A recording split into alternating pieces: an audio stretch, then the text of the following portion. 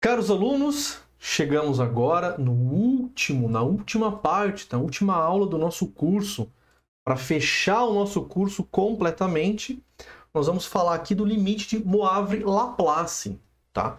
No curso anterior, nós utilizamos como um artifício para se chegar na nossa solução o teorema do limite central na versão de Lyapunov, tá?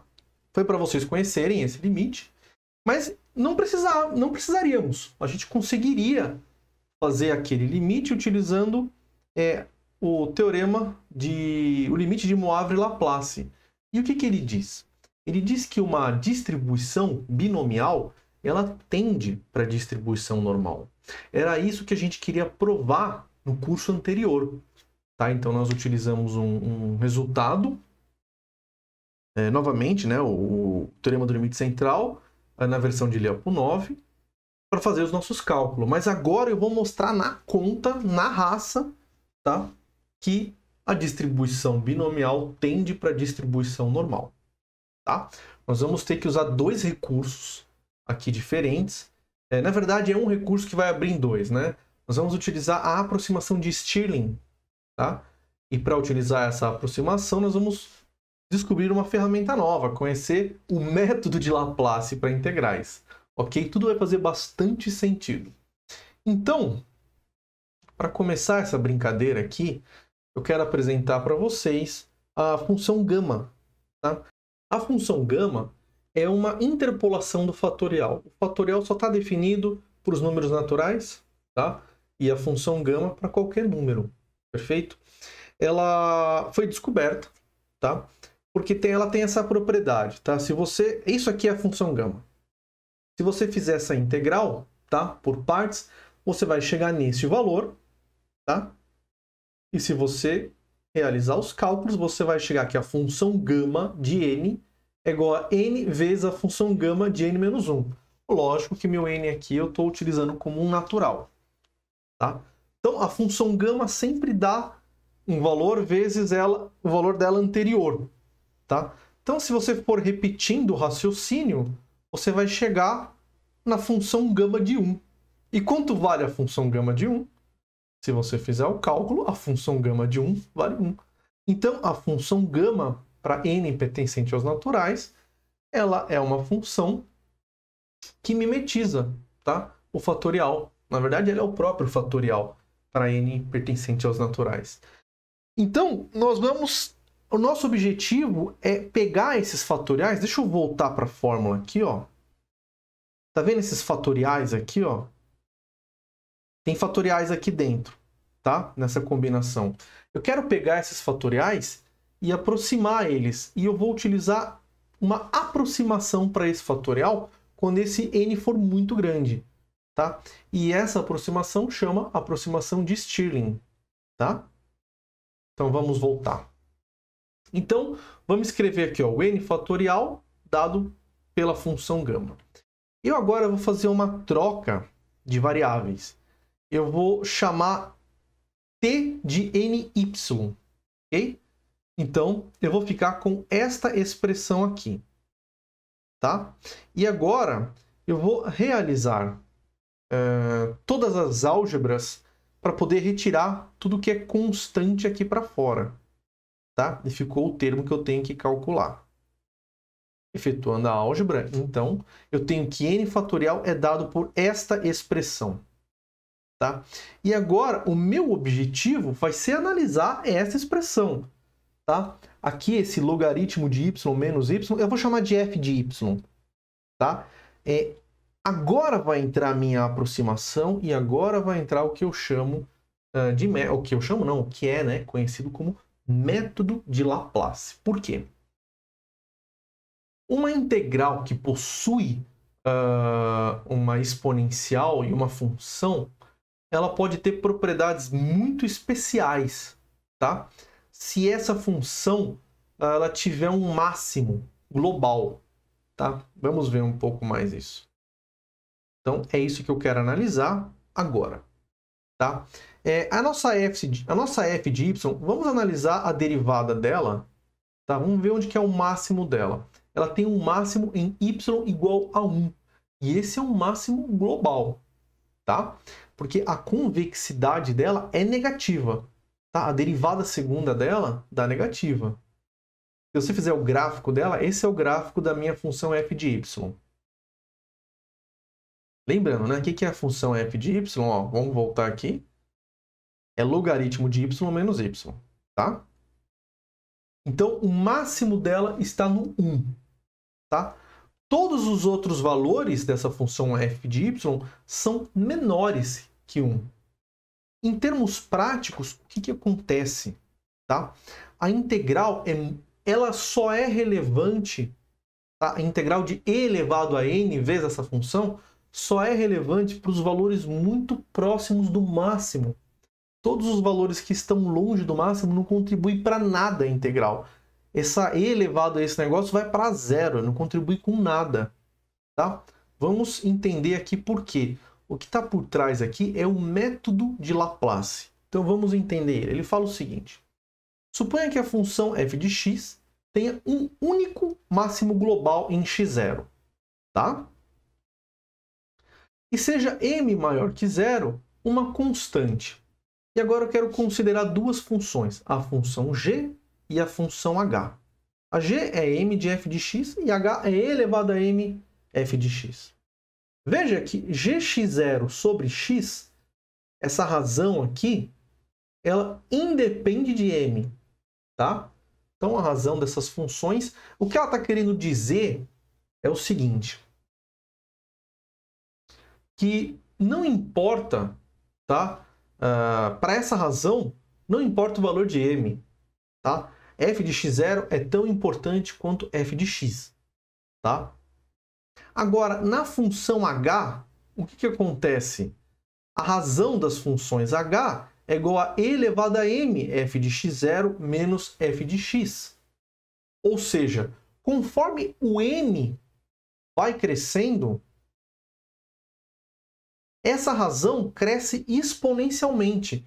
h de x0 é muito mais importante que h de x. Os valores mais relevantes para essa razão, tá, são os que estão próximos de x0, tá? Conforme esse m vai aumentando. Em outras palavras, tá? Conforme o m aumenta, h de x0 é muito mais relevante que h de x. Imagine esse m tendendo para o infinito. Tá? Então, o que o método está dizendo é que para aquela integral que nós estamos calculando, os valores mais importantes são os que estão próximos de x0. Dali para frente, nada mais importa. Tá? Então, é isso que nós vamos fazer. Nós vamos pegar a nossa integral e calcular ela só em volta, tá? Dos pontos em torno de x0. Então, como eu tenho um máximo, né? Eu vou aproximar esse valor máximo por uma parábola. Eu vou até a segunda ordem da série de Taylor. Então, se eu escrever a série de Taylor de f de y, eu vou até a minha segunda ordem. Eu vou aproximar ele por uma parábola. Tá? E aí, o que eu vou ter? Eu vou ter que a minha integral de 0 a infinito dessa expressão pode ser dada por esta expressão. Agora veja, eu estava indo de 0 a infinito e agora eu estou indo de menos infinito a infinito. Não tem problema você mudar o domínio da integração, tá? Porque esses termos que vão para o infinito, menos infinito, eles são tão irrelevantes para a integral, porque eles estão tão longe do valor máximo, eles não contribuem com nada para a integral. E para mim é interessante que apareça esse menos infinito, porque daí eu encontro uma integral que eu sei resolver. Tá? Uma coisa, esse método não está saindo do nada. Você consegue provar no detalhe esse método que ele converge. Tá? É aquela questão, quando você quer provar que duas coisas, que uma coisa está convergindo para outra, prova que a razão delas está entre 1 e 1. Tá? Tá entre... A razão dessas duas coisas é maior ou igual a 1 e menor ou igual a 1. Tá? Então elas são iguais. E aí você vai usar todas aquelas técnicas. Dado um epsilon, você encontra um delta. tá certo? Essa demonstração tem no Wikipedia, tá? Mas você consegue, por sensibilidade, você consegue ver o que isso faz sentido, tá? Olha só. Eu estou aproximando essa função aqui por uma parábola, tá? Esses pontos que estão afastados aqui, eles não contribuem com nada para a integral, tá certo? Olha a integral que nós estamos analisando. Estamos analisando essa integral aqui, tá? Então, esses termos aqui mais longe, mais negativos, a exponencial desse valor super negativo, ela dá um número super próximo de zero, tá? Então, eles não contribuem para a integral. Então, voltando, efetuando essa troca no domínio, eu consigo escrever a minha integral desta forma. E agora eu vou fazer uma troca de variáveis, tá? Por quê? Porque daí eu caio numa integral que eu sei resolver, tá certo? Eu não estou mostrando como eu calculei essa integral em amarelo. Eu já vou mostrar. É a integral da função erro da distribuição normal. Eu já vou mostrar. O resultado disso tudo aqui dá raiz de 2 vezes raiz de π sobre raiz de n. E com isso eu consigo encontrar uma aproximação para esta integral aqui. E isso vai me dar uma aproximação para o n fatorial, tá? Antes que eu me esqueça, vamos calcular aquela integral que eu deixei de lado. O que eu estou fazendo aqui? Ao invés de calcular aquela integral i, eu vou calcular ela ao quadrado, tá? Vou multiplicar ela por ela. E aí, pelo teorema de Fubini, eu consigo passar tudo isso daqui por uma integral dupla. Tá? As funções são contínuas, plá. Eu deixei aqui indicado só para depois vocês procurarem o que diz o teorema de Fubini. Então, veja. Agora eu tenho uma integral no plano. Tá? Eu posso fazer uma troca de coordenadas. Eu vou para coordenadas polares. E terei um jacobiano associado, né? É a área. É a área em coordenadas polares. Nem precisa fazer conta, né? Essas daqui a gente já consegue por desenho ou de cabeça. Então, a minha integral de i ao quadrado, ela vira uma integral super simples da gente resolver. Tá? Eu tenho uma integral em r e uma em θ. Em θ eu não tenho nada para integrar, então dá 2π, que é uma integral de 0 a 2π. Agora eu fico só com a integral aqui em r.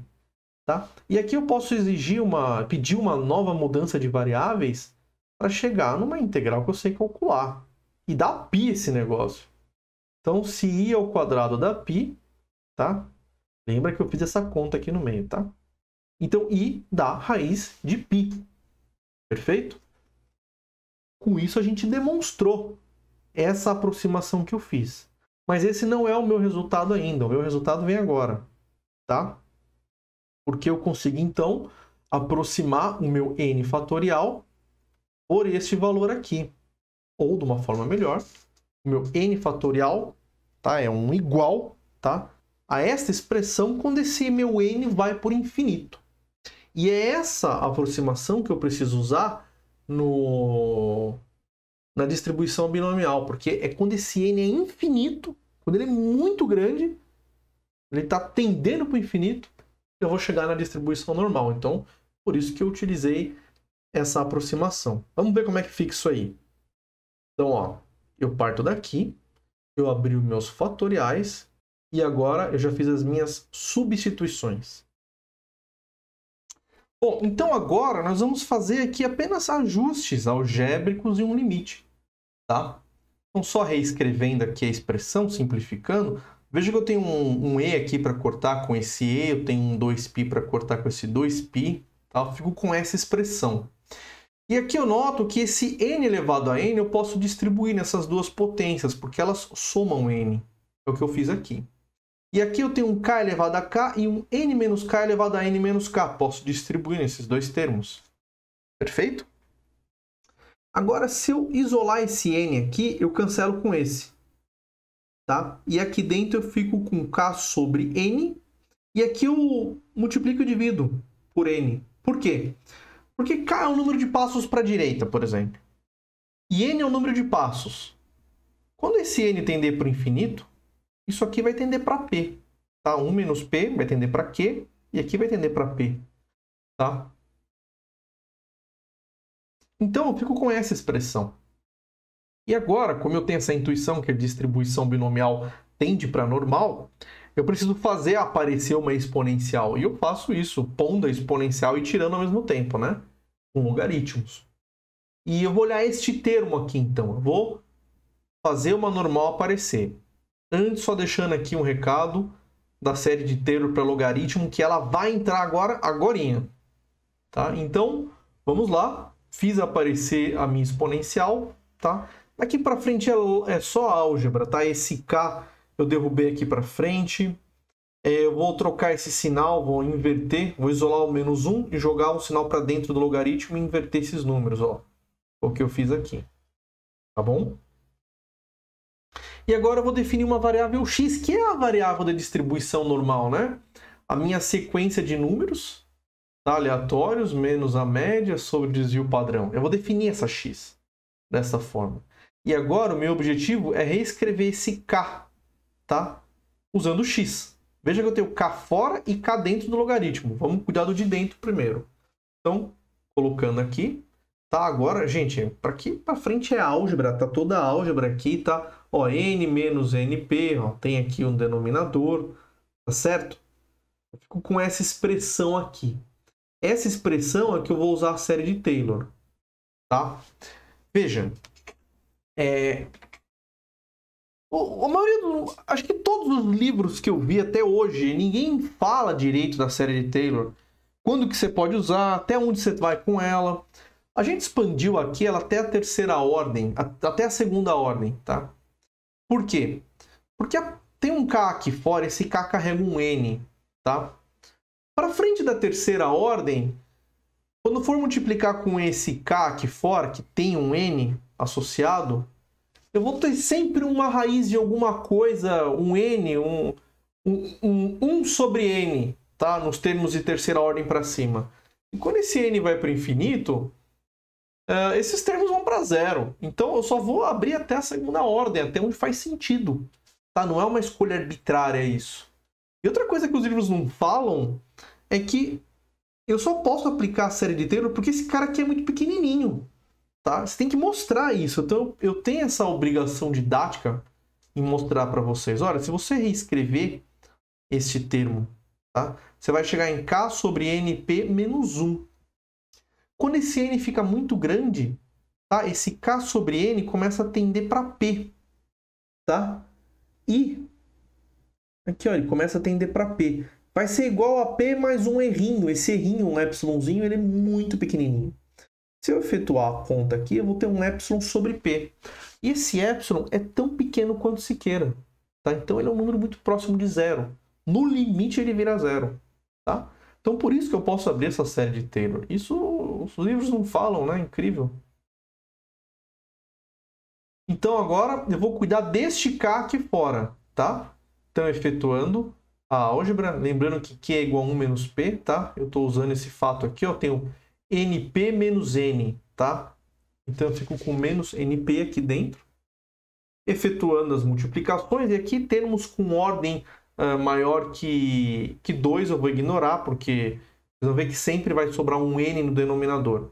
Se eu fizesse essas contas, abrir tanto aqui, vocês vão ficar embananados, tá? Porque tem muita conta. Então, eu vou evitar ter que fazer esse cálculo, só estou indicando, tá? Eu não preciso fazer todas as multiplicações. Eu faço essa aqui com essa com essa, e esse aqui só com esse aqui. A partir da frente eu tenho x ao cubo, eu vou ter sempre um n no denominador aparecendo aí com alguma potência, certo? E aqui eu já pintei os termos para vocês verem que eles vão se tornar simétricos aditivos. Ó, por exemplo, esse termo vai sumir com esse aqui.